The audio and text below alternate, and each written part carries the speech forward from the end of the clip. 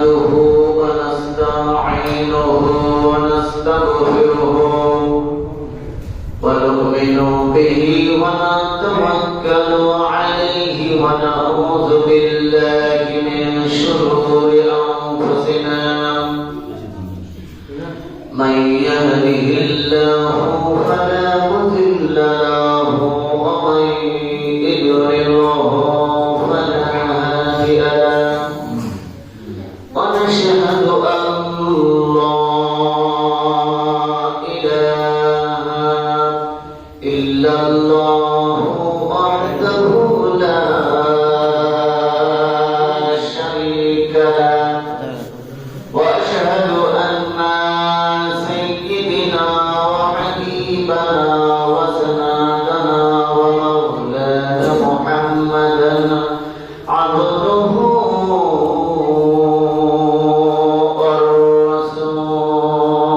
ورسوله فقد قال الله تعالى في كلامه المجيد والفرقانه الحميد أعوذ بالله من الشيطان الرجيم بسم الله الرحمن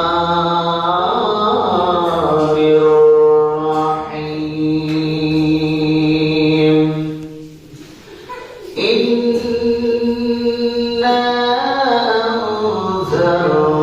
أنزلناه في ليلة القدر وما أدراك ما ليلة القدر ليلة القدر خير من ألف شهر تنزل الملائكة والروح فيها بإذن ربهم من كل أمر سلام هي حتى مطلع الفجر وقالت الآية الأخرى إن الله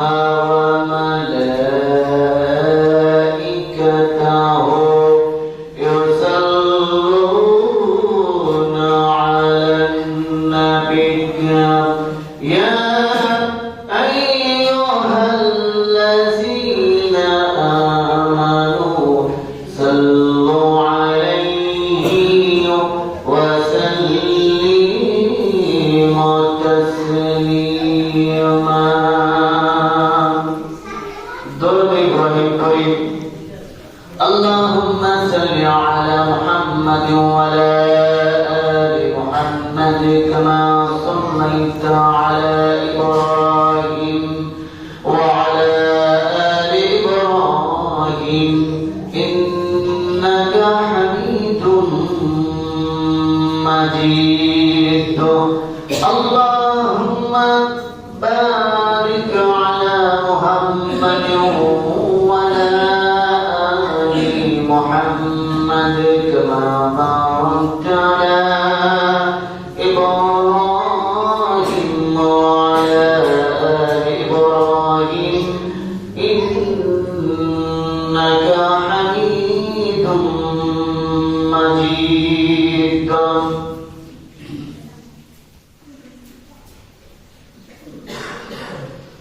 সমস্ত তারিফ সমস্ত সত্য সানা সমস্ত গুণগান রবের দরবারে যে মহান রব্বুল আলামিন আজকে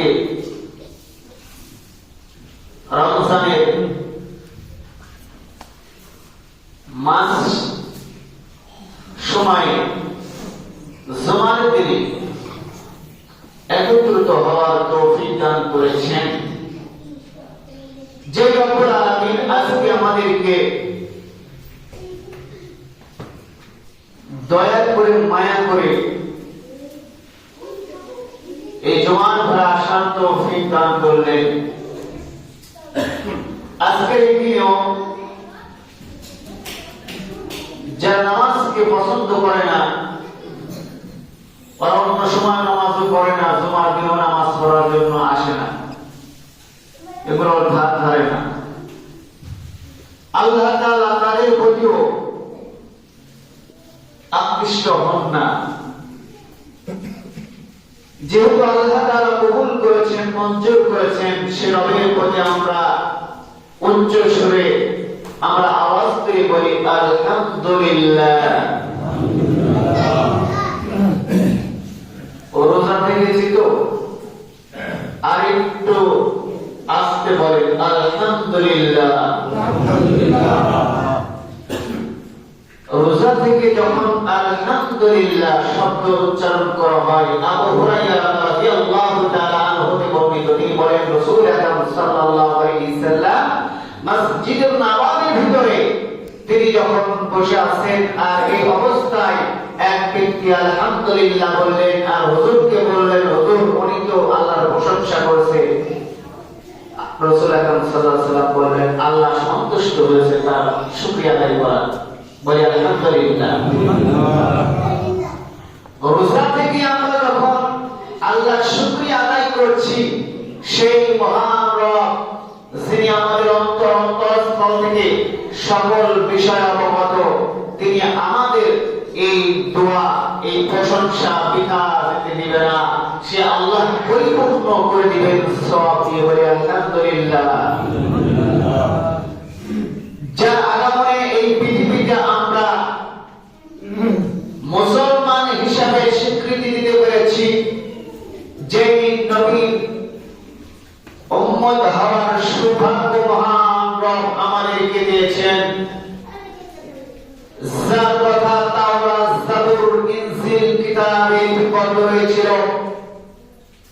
অগণিত অসংখ্য মানুষ তার নাম ওই সময় শুনে তারা বলেছিল, আফসোস করেছিল যে আমরা যদি রাসূলের সেই উম্মত হতে পারতাম আমাদের কপাল কতই না ভালো হতো। সেই নবী, আমার নবী সাইয়্যিদুল মুরসালিন, খাতামান নবী, নবী কুল শিরোমণি, মা আমিনার টুকরা হযরতে মুহাম্মদুর রাসূলুল্লাহ সাল্লাল্লাহু আলাইহি সাল্লামের উপর দরুদ বর্ষিত হোক। প্রিয় মুসল্লিন কিরাম, ইরশাদ হচ্ছে আমরা জুমার ঘরে যখন আসার জন্য নিয়ত করেছি, অন্যান্য মাসে যখন আমরা আসার জন্য নিয়ত করেছিলাম, তদ্রূপ এই মাসে যেমনি করে নিয়ত করেছি, অন্য মাসে একটি নেকি করলে একটি লিপিবদ্ধ করা হতো। কিন্তু রাসূল আকরাম সাল্লাল্লাহু আলাইহি সাল্লাম বর্ণনা করেছেন যে এই মাসে কোন ব্যক্তি একটি নেকি অর্জন করলো, তার 10টি নেকিতে সমপূর্ণ হলো, বলি সুবহানাল্লাহ।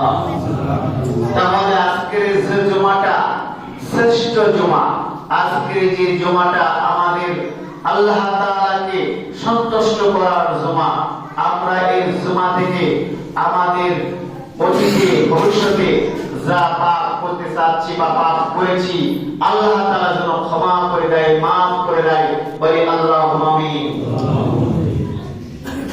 আমরা রমজান শেষ করেছি, মাগফিরাত, নাজাত, এই যে মাঝখানে এসে দাঁড়াইছে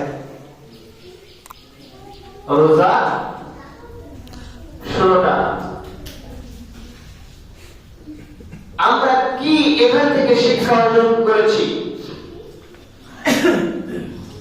রোজা আল্লাহ তাআলা দান করেছেন, কিন্তু আল্লাহ তাআলা নিজেই কোরআনে আয়াত নাযিল করেছেন যে রোজা আমি দিলাম আর এই প্রতিদান আমি আল্লাহ তাআলা তাদেরকে নিজ হাতে দেব, বলে আলহামদুলিল্লাহ। নিজ হাতে প্রতিদান যে মহান রব্বুল আলামিন দিতে চেয়েছেন, তার দেওয়া, তার স্বীকৃতি, এটা কি বিশ্বাস হয়? যদি বিশ্বাস হয় তাহলে ওইকে দেখেন যে মাঠের ধারে একটা দোকান আছে, ওই দোকানে বসে এই পর্যন্ত নামধারী মুসলমান গুলো কাপড়ের বর্গা উঠে আপনার কি করছে? ইফতার করছে। বলে নাউজুবিল্লাহ। এরা দেখবেন বাড়িতেও তাদের স্থান নাই, রাস্তাঘাটে গেলেও সম্মান নাই, আল্লাহর জমিনে চলাফেরা করার সময়ও তাদের প্রত্যেকটি কাজে সামনে বাধা আসে। আর এরাই বলে যে রোজা থেকে শরীরটা নষ্ট হয়ে যাচ্ছে। বলি নাউজুবিল্লাহ।